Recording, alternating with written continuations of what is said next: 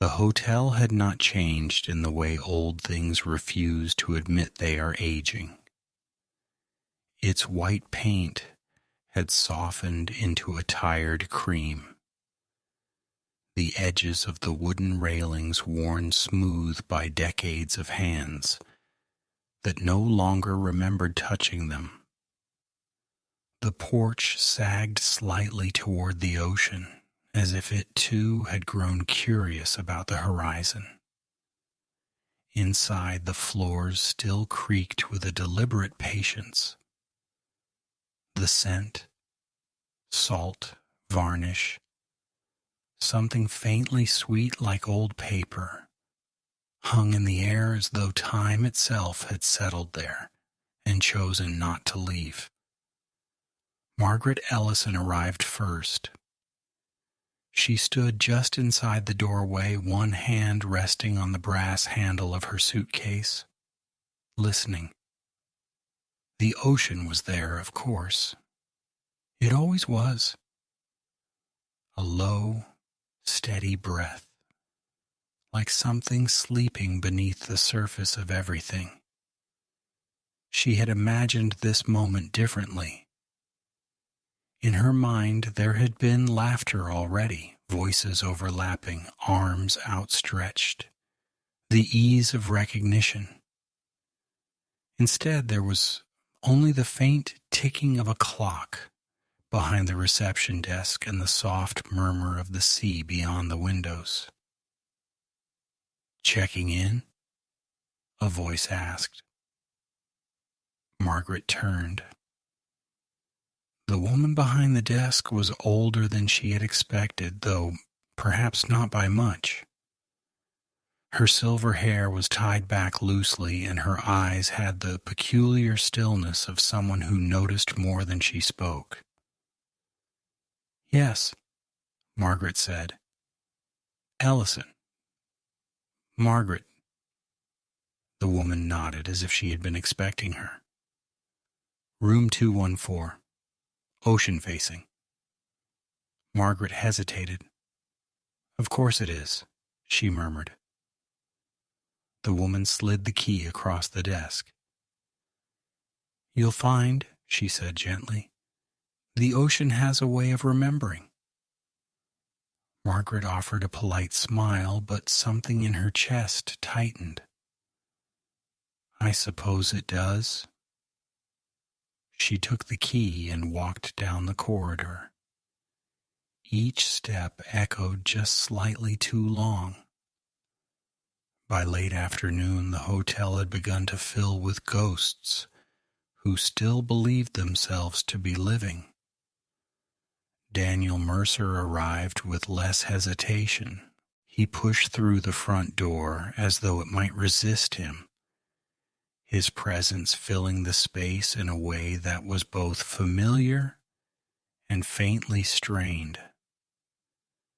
His hair had thinned, his shoulders carried a subtle stoop, but his voice, when he greeted the woman at the desk, retained its easy authority. "Mercer, I imagine you've been expecting me." The woman nodded again. "Room 217. Daniel picked up the key, then paused. "Is it busy?" A flicker of something passed through her expression. "Not yet." He let out a breath that could have been a laugh. "Good." But as he turned toward the hallway, his gaze drifted briefly to the windows. The ocean was gray today, uncertain. Helen Carter arrived last among the three who mattered most. She stood outside for several moments before entering, watching the fog roll slowly across the shoreline. It moved with intention, as if it knew exactly where it was going and simply refused to hurry. Helen had spent years learning how to move like that. When she finally stepped inside, Margaret was already seated in the lounge. Their eyes met.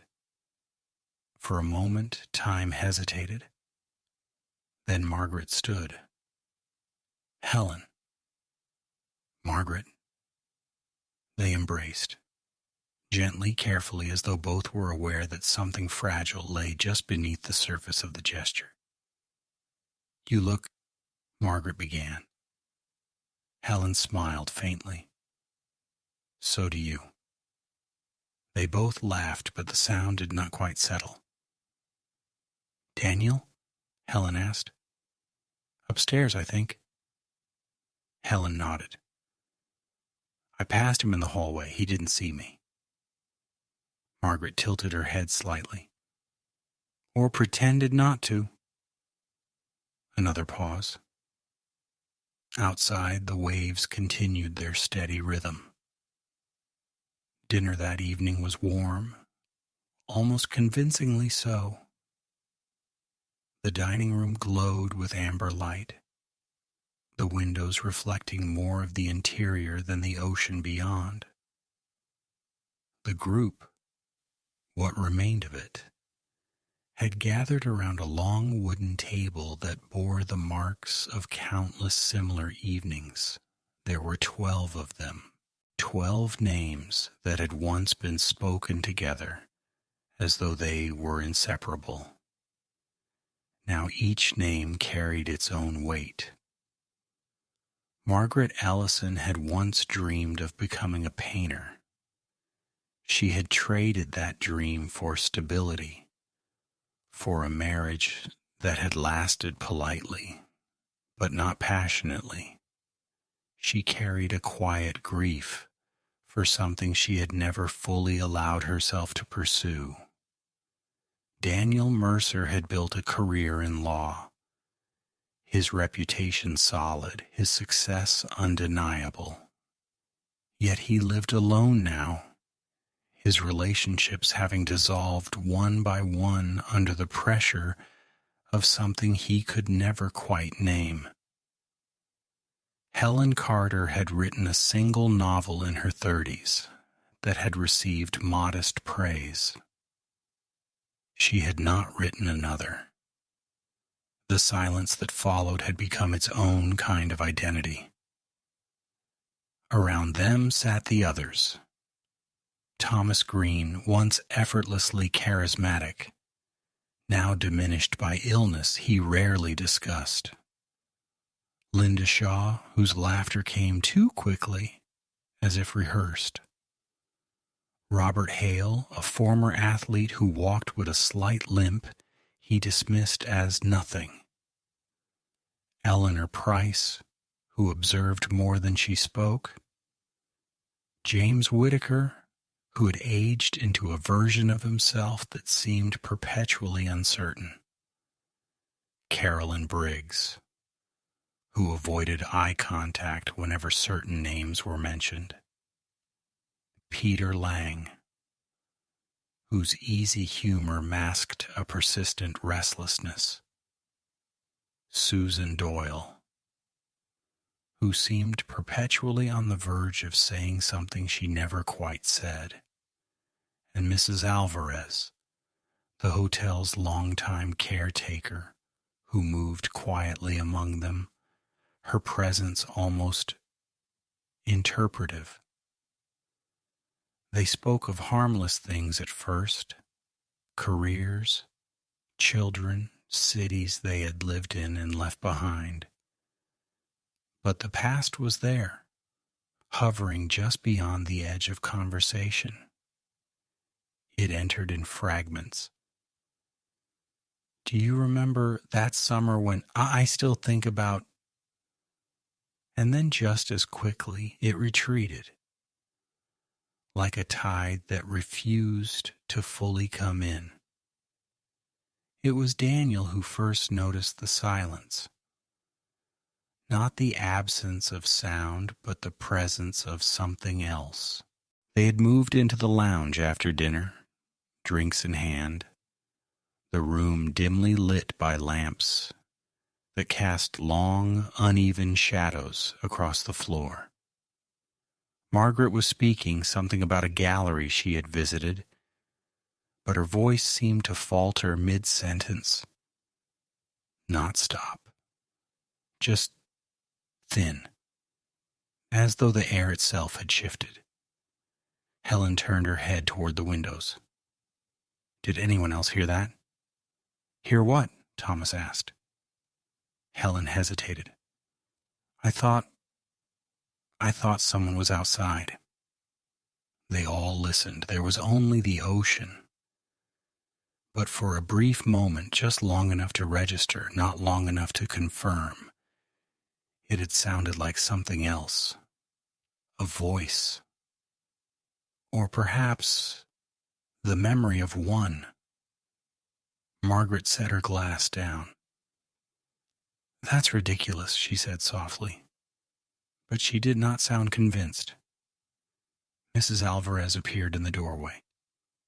You'll find, she said almost absently, that sound travels differently here. Daniel frowned. What does that mean? She met his gaze.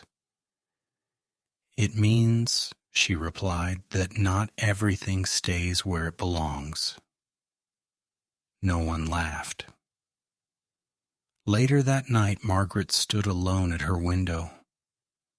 The fog had thickened, swallowing the horizon entirely. She could hear the waves more clearly now, closer, or perhaps simply louder. She rested her hand against the glass. For a moment she thought she saw something reflected there. Not her own face, but something behind it. A shape, a memory. She blinked. It was gone, but the feeling remained. Not fear, not yet. Something quieter, something older. The sense that the past had not finished with them, not even close. The corridor on the second floor seemed longer at night. Not physically, Margaret knew that, but in the way shadows stretched and gathered, pulling the distance between doors into something uncertain. The lamps along the wall cast dim pools of light, leaving the spaces between them in a soft, wavering obscurity that felt almost intentional. The carpet muffled her steps, yet each movement still seemed to echo somewhere deeper, as though the building remembered the sound, even when it shouldn't. She had not intended to leave her room. Sleep had simply refused her, hovering just beyond reach, like a thought that dissolves the moment you try to grasp it. She had lain there listening to the ocean, to the faint creaks of the structure settling, to something else she could not quite name. Eventually the stillness became unbearable in its weight, and she rose. Halfway down the corridor she stopped. There was a door slightly ajar. Room 219. She was certain it had been closed earlier. A thin line of light spilled into the hallway, pale and unsteady. Margaret hesitated, her hand hovering in the air as though reaching for something invisible. The scent there was different. Salt, yes, but also something older, like damp wood, long untouched by sunlight. "Hello?" she called softly. No answer, but the light flickered just once, and in that brief shift, she thought she saw a figure move across the far wall, not clearly, not enough to be certain, but enough that she stepped back. The door closed on its own, not abruptly, not with force, just quietly, as though it had decided something. Margaret stood there for a long moment, then she turned and walked back the way she had come, her pulse steady but her thoughts no longer her own. The corridor seemed to shorten again behind her, as if nothing had happened, as if it had already begun to forget. Daniel did not believe in things he could not explain. It had been a principle of his for most of his life, one that had served him well in courtrooms and negotiations, in the careful construction of arguments that left little room for ambiguity. Facts mattered. Evidence mattered. Memory, however unreliable, was something he had learned to shape into coherence. And yet, as he stood by the window in his room, looking out at the obscured horizon, he felt something loosening in that certainty. It began with a sound, not from outside, from within. A faint rhythmic tapping. He turned. The sound stopped. He waited. Nothing. Daniel exhaled slowly, rubbing his temple as though he could press the sensation away. He crossed the room, checked the door, the closet, the bathroom. Everything exactly as it should be. Order restored, or at least convincingly so. Then, as he reached for the lamp, tap, tap, tap. This time he did not move immediately. The sound was coming from the wall, more precisely from the space just behind it. A measured, deliberate pattern, not random, not accidental. He placed his hand against the surface. It was cold. Colder than it should have been. The tapping resumed. Softer now, almost hesitant. For a brief, disorienting moment, Daniel had the unmistakable impression that it was not trying to get out, but trying to get in. He stepped back. "That's enough," he muttered, though there was no one to hear him. The sound ceased, but the silence that followed felt occupied. And in that silence, something stirred in his memory. A night, a shoreline, voices raised in urgency, and someone, calling out from a distance that had felt impossibly far even then. Daniel closed his eyes. "No," he said quietly. But the word did not settle. Helen had always trusted her dreams more than her waking thoughts. They were less concerned with logic, less bound by the careful narrative she constructed during the day. In dreams, things revealed themselves sideways, through image, through repetition, through the quiet insistence of symbols that refused to be ignored. That night she dreamed of the ocean, not as it was now, but as it had been 40 years earlier. The sky was clearer there, the light sharper, the air carrying that particular brightness that only youth seems able to recognize. She stood on the shore, barefoot, the sand cool beneath her feet, watching the others gather near the water. They were younger, of course, unburdened in ways that felt almost foreign to her now. Daniel was laughing. Margaret stood slightly apart, observing.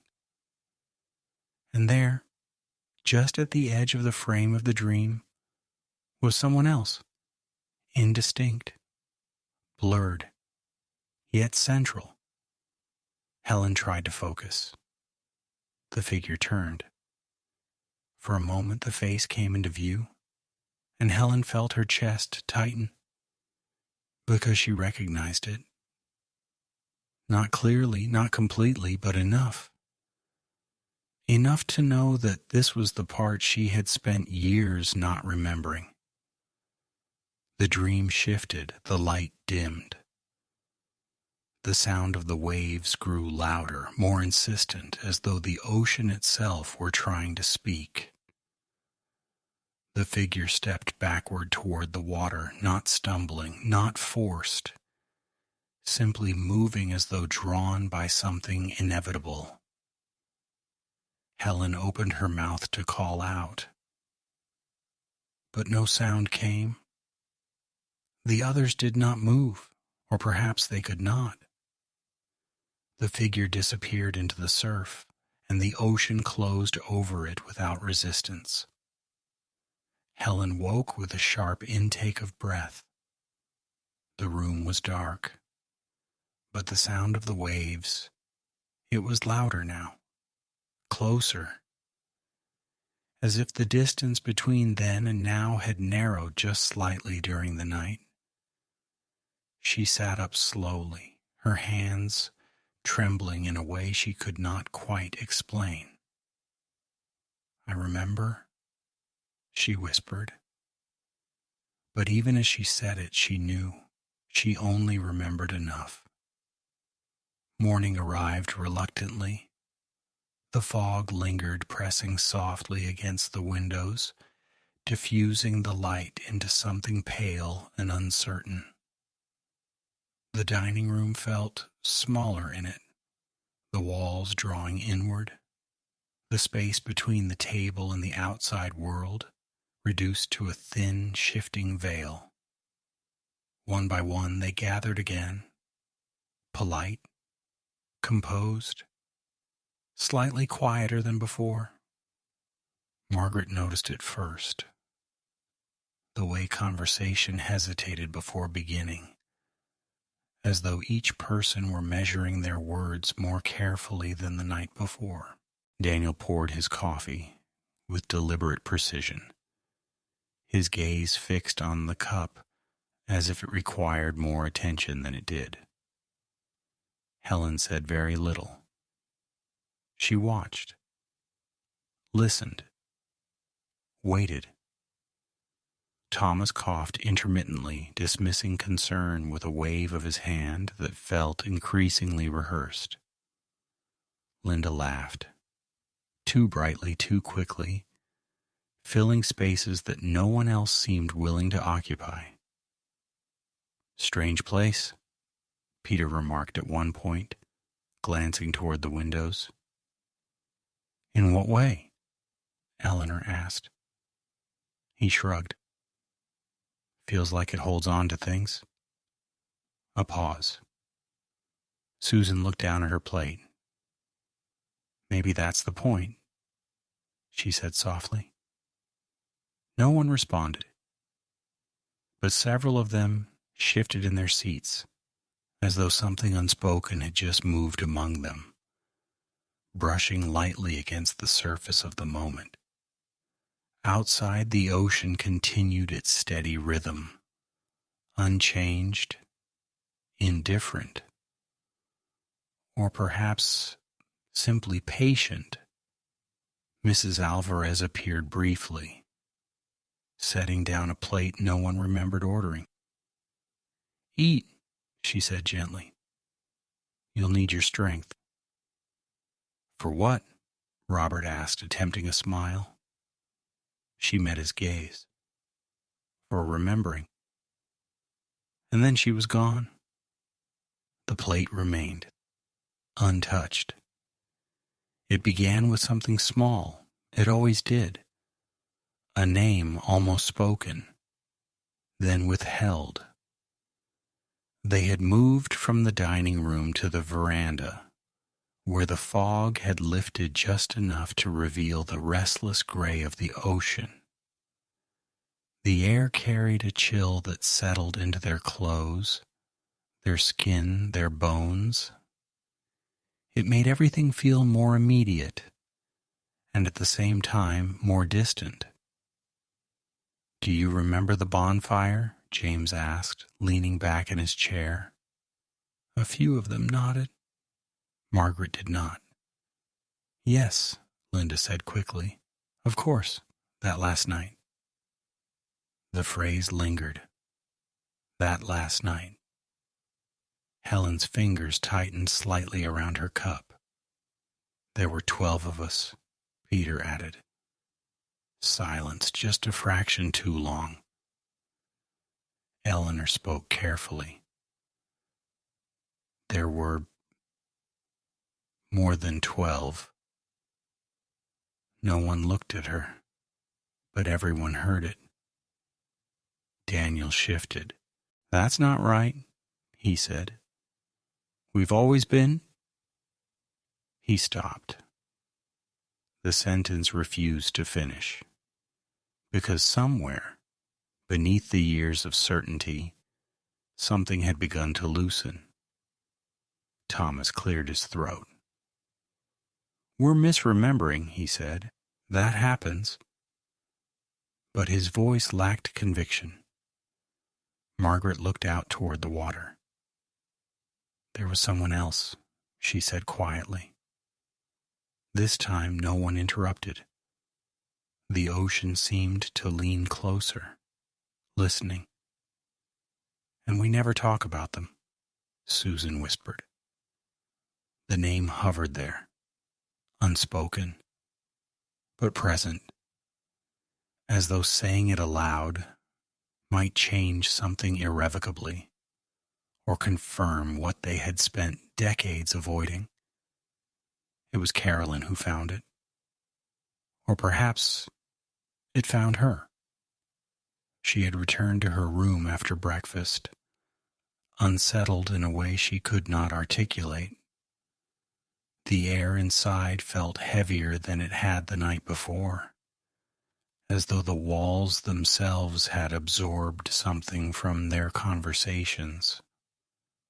The photograph lay on the desk. She was certain it had not been there before.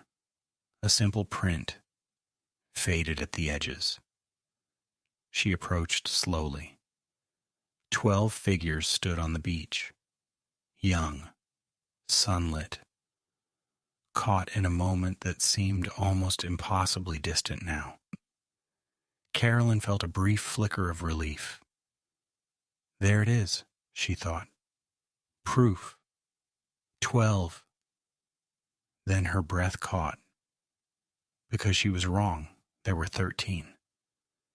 The 13th figure stood slightly apart. Not excluded, not quite included, just there. The image blurred slightly as Carolyn's vision tightened.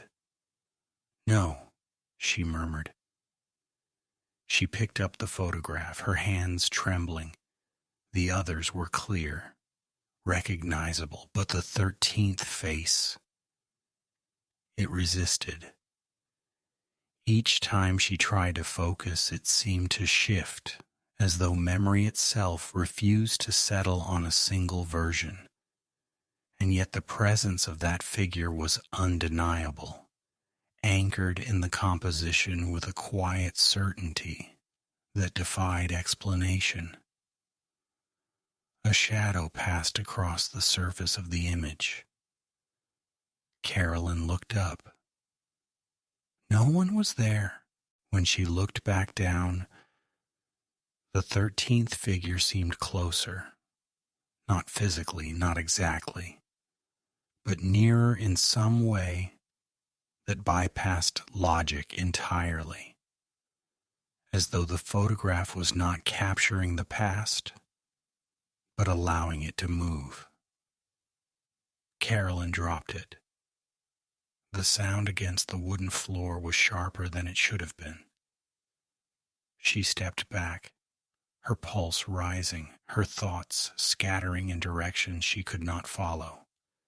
From somewhere in the room, a faint sound, like breathing. Not hers. They gathered again that afternoon, though no one had suggested it. It simply happened, drawn together by something they could not name. The lounge felt different now, smaller, closer. The air carried a tension that had not been there before, or perhaps had always been there, waiting for recognition.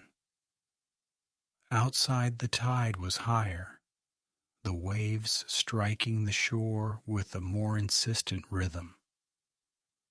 Carolyn placed the photograph on the table. No one asked where it had come from. No one questioned its presence. They simply looked and understood. "That's not possible," Robert said. But his voice was already conceding the point. Helen leaned forward.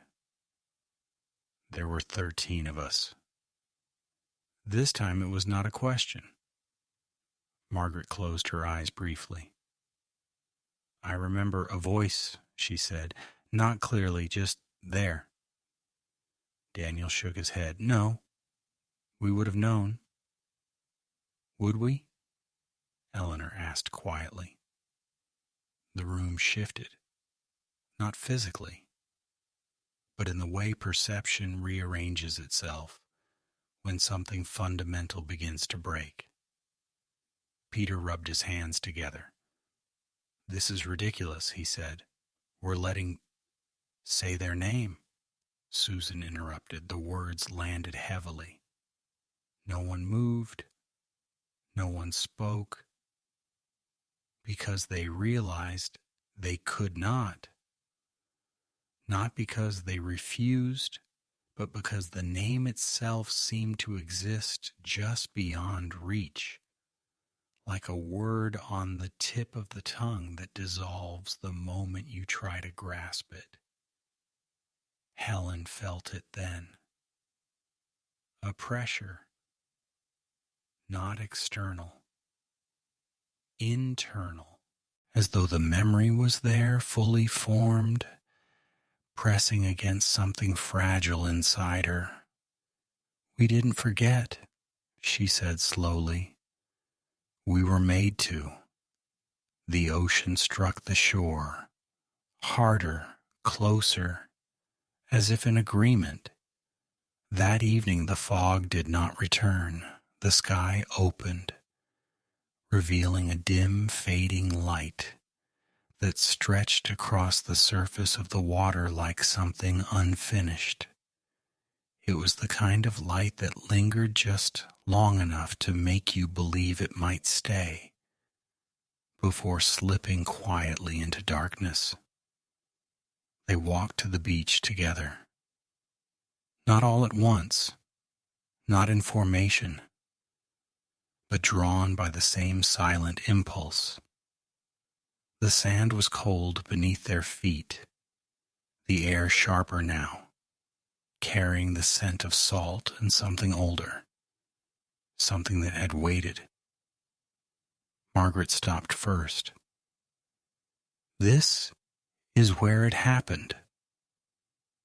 No one asked what she meant, because they knew, even if they did not yet remember.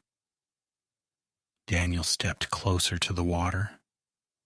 The edge of the tide reached forward, then retreated, as though testing the distance between then and now. He felt a sudden disorienting shift, like stepping into a memory that had been waiting just beneath the surface of his awareness. "There was an argument," he said. Fragments began to align, voices overlapping, tension rising. Helen moved beside him. "They were standing there," she said, pointing, "and we were here." The positions felt precise, unavoidable, as if they had been preserved exactly as they were, held in place by something that refused to let them fade. The sound of the waves grew louder, filling the spaces between their thoughts. Thomas shook his head. "No. We left. We all left together." "That's what we told ourselves," Eleanor replied. The water surged forward again, This time it did not retreat immediately. It lingered, touching their feet. Cold, insistent, and in that moment, they heard it, a voice.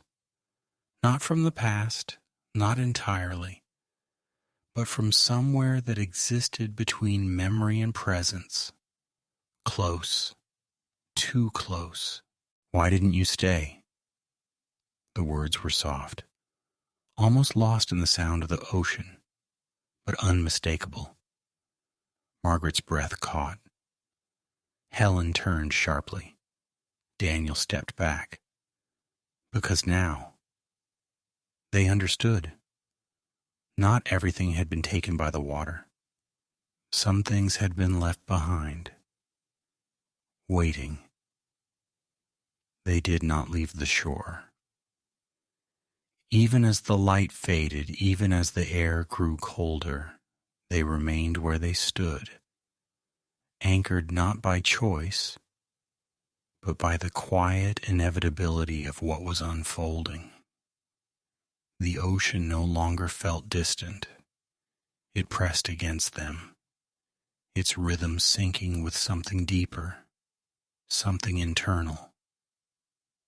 It was him, Margaret said. Her voice was steady, too steady. And that was what made it break something open.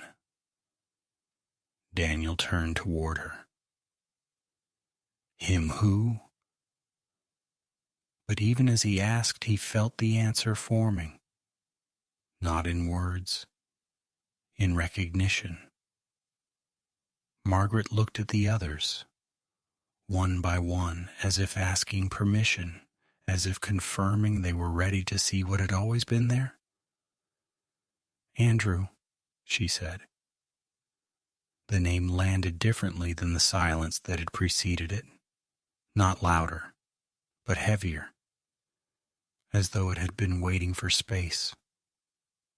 Helen closed her eyes. Yes, she whispered. Andrew Callahan, the 13th. The one who had stood just slightly apart, not by exclusion but by nature. Quiet, observant, carrying a gentleness that had made him easy to overlook and impossible to fully understand. He had been the one who listened when others spoke, who noticed when others didn't. And that night, the memory shifted, sharpened. There was an argument, Daniel said again, but now it had weight. It was between me and him. Margaret nodded. You said something. Daniel's jaw tightened. I don't remember. You do? Helen said softly. And he did. Not the exact words at first, but the feeling, the heat of it, the frustration. The way Andrew had stood there, not retreating, not responding in kind, just holding something that Daniel could not tolerate in that moment. You don't get to pretend you're better than us, Daniel had said, and Andrew had answered, quietly. I'm not pretending anything. The simplicity of it had felt like an accusation, and Daniel had stepped forward, not to harm, not consciously, just to assert something, to close the space between them, to win. But the ground had shifted, or perhaps Andrew had, or perhaps it had always been inevitable. He fell, Daniel said. The words sounded foreign, detached. Margaret shook her head. No, she said. You let him fall. Silence, the ocean surged. Helen spoke, her voice trembling now, and we didn't go after him. The truth settled, not as a single moment, but as a chain, a sequence of choices, small, understandable, human, and devastating. We thought, Peter began. That he'd come back, Susan finished. But he didn't, Eleanor said. No one had said it aloud before, not once. 40 years of carefully constructed absence, and now it stood between them, clear, unavoidable. Andrew had gone into the water, and they had waited. Not long, but long enough. Long enough for hesitation to become decision. Long enough for fear to become silence. Long enough for the tide to take him. The night deepened, but the darkness did not feel empty. It felt illuminated. Not by visible light, but by something else. Something that revealed rather than concealed. The ocean reflected that strange clarity, its surface shifting with a quiet intensity that made it impossible to look away. Daniel stood apart now, not distant, but exposed. I didn't mean, he began, and stopped, because intention had nothing to do with it anymore. Margaret stepped closer. We know, she said, that's what makes it harder. He looked at her. Why didn't you say anything? Margaret held his gaze. Because I loved him. The words moved through the group like a current. Helen inhaled sharply. I did too, she said. Not as confession, as acknowledgement. A shared truth that had never been spoken because it had never seemed possible to hold it together. Andrew had not belonged to any one of them, and perhaps that had been part of the problem. He was leaving, Eleanor said quietly. That night, several of them turned. I found out later, she continued, he had a job out west. He didn't tell anyone because he didn't want complications. Helen closed her eyes. He told me, she said. I asked him to stay. The threads tightened, crossed, layered. Margaret looked out at the water. I asked him too. Daniel felt something collapse inward. That's why, he said slowly, that's why he wasn't choosing, Susan said. He was trying to leave without hurting anyone. And we made it impossible, Robert added. The realization did not arrive as a shock. It arrived as alignment, everything fitting into place in a way that felt both precise and unbearable. We didn't just lose him, Helen said. We held him there. The ocean moved closer, or perhaps they moved closer to it. The line between past and present thinned, dissolving into something fluid, something that no longer respected the boundaries they had relied on for decades. A shape appeared in the water, not fully formed, not entirely visible, but present, standing just beyond the reach of the tide, watching, not accusing, not forgiving, simply there. Daniel took a step forward. I'm sorry, he said. The words felt insufficient. They were, but they were also necessary. The figure did not move. Margaret spoke next. We should have stayed. Helen's voice followed. We should have gone after you. One by one, the others added their voices. Not in unison, not rehearsed, but real. Each apology carried its own weight, its own shape, its own history. The ocean responded, not with sound, but with stillness, a pause, as if something had finally been heard.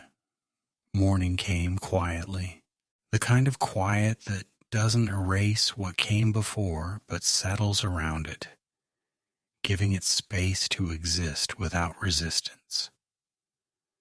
The fog had lifted entirely now, revealing a horizon that felt both distant and newly accessible. They stood on the beach again, not as they had been, not entirely changed, but shifted. The place where it had happened no longer felt hidden. It felt known, and in that knowing something had eased, not resolved, not undone, but acknowledged. Daniel looked out at the water. "I used to think time moved forward," he said. Margaret stood beside him.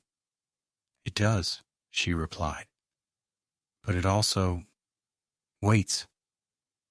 He nodded, understanding finally what that meant.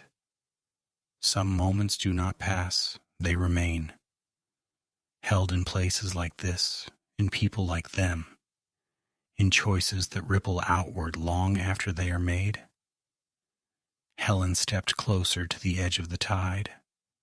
The water touched her feet, cold, but no longer unfamiliar.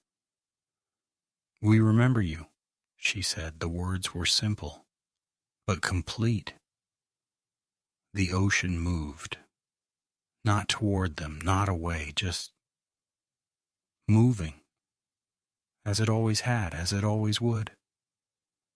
The figure was gone, or perhaps it had never been separate from the water at all.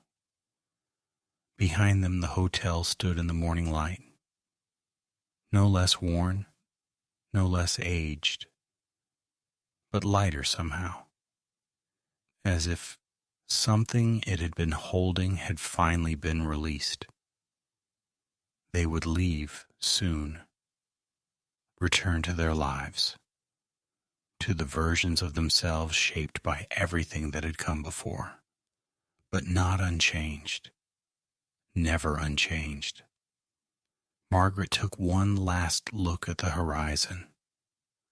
For the first time in years, she felt something like possibility, not as a grand gesture, not as a reclaiming of lost time, but as a quiet opening, a space. Daniel exhaled slowly.